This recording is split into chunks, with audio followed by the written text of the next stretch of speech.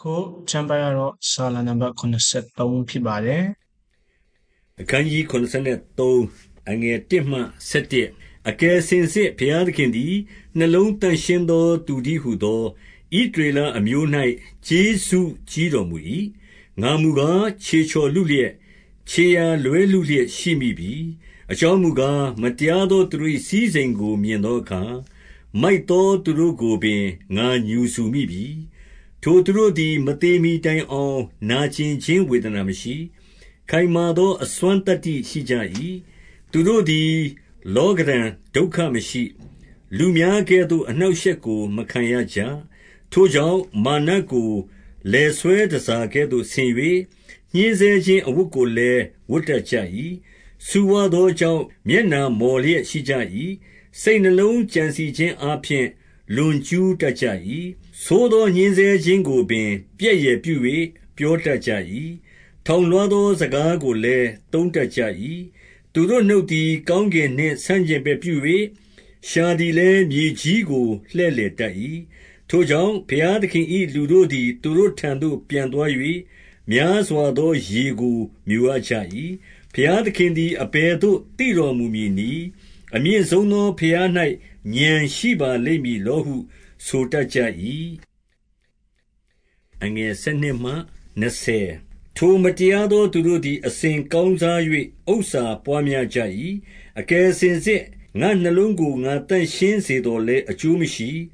အပြစ်ကင်းခြင်းနှင့်ငါလက်ကိုဆေးကြောတော်လဲအကျိုးမရှိနေ့တိုင်းနှောက်ယှက်ခြင်းနှင့်နာနေ့တိုင်းဆုံးမခြင်းကိုငါခံရ၏ထိုတို့သဘောကျမည်ဟုအကျွန်ုပ်ဆိုလျင်ကိုယ်တော်၏အမျိုးသားတို့ကိုပြစ်မှားရာသို့ရောက်ပါလိမ့်မည်ထိုအမှုကိုနားလည်ရအောင်ဆင်ခြင်သောအခါအလွန်ခက်သည်ဟုထင်ပါ၏နောက်မှဘုရားသခင်၏တန်ရှင်းရာဌာနထဲသို့ဝင်၍သူတို့၏အဆုံးကိုနားလည်ရပါ၏အကယ်စင်စစ်ကိုယ်တော်သည်သူတို့ကိုချောသောအရပ်၌ထားတော်မူပြီးဖြစ်စည်းရာအရပ်သို့ချတော်မူ၏တခဏချင်းတွင်အကျိုးနည်းကြပါပြီတကားဘေးဥပများအားဖြင့်ရှင်းရှင်းပယ်ပြောက်လျက်ရှိကြပါပြီတကားအိုထာဝရဘုရားလူသည်နိုးသောအခါအိမ်မက်ကိုမှတ်တကဲ့သို့သူတို့ကိုနှိုးတော်မူသောအခါသူတို့အကြံစီကိုမထီမဲ့မြင်ပြုတော်မူမည်အငယ်21မှ28ထိုတို့အကျွန်ုပ်သည်နှလုံးနာလျက်ကြောက်ကပ်မွေနှောက်လျက်ရှိ၍မိုက်သောသူပညာမဲ့သောသူဖြစ်ပါ၏ရှေ့တော်၌တိရစ္ဆာန်ကဲ့သို့ဖြစ်ပါ၏သို့တော်လည်းအကျွန်ုပ်သည်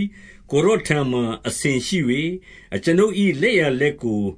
ဆွဲကင်တော်မူ၏အကျွန်ုပ်ကိုညံပေး၍ပဲ့ပြင်တော်မူမည်နောက်တဖန်ဘုံတရေ၌သိမ်းယူတော်မူမည်ကိုယ်တော်မှတပါးကောင်းကင်ဘုံမှအကျွန်ုပ်၌အဘယ်သူရှိပါသနည်းကိုယ်တော်ကိုအလိုရှိသည်နှင့်အမျှမြေကြီးပေါ်မှအကျွန်ုပ်သည်အဘယ်အလိုရှိပါသနည်းအကျွန်ုပ်၏အသားနှင့်နှလုံးသည်ပြည့်ကြပါ၏သို့တော်လည်းဘုရားသခင်သည်အကျွန်ုပ်နှလုံး၏အစွမ်းတတ္တိအကျွန်ုပ်အစဉ်အမြဲခံစားရာအဖို့ဖြစ်တော်မူ၏အကယ်စင်စစ်ကိုယ်တော်နှင့်ဝေးဝေးနေသောသူတို့သည်ပျက်စီးခြင်းသို့ရောက်ရကြပါ၏